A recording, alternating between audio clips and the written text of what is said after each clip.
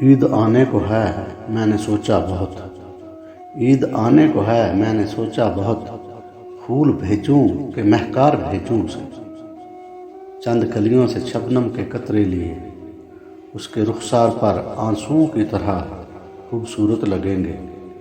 उसे भेज दूं?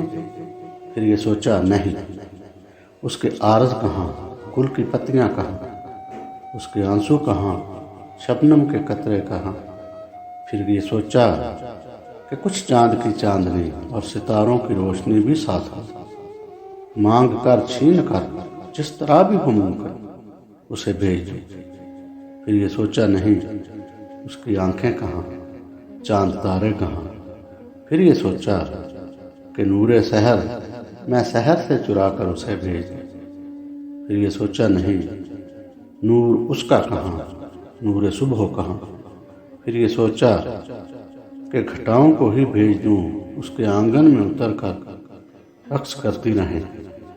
फिर ये सोचा नहीं, उसकी जुल्फ़ें कहाँ, ये घटाएं कहाँ।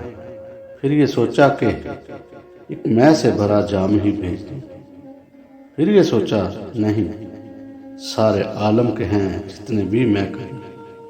उसकी आंखों की मस्ती ही बांटी गई, उसके काबल मुझे कुछ भी न लगा।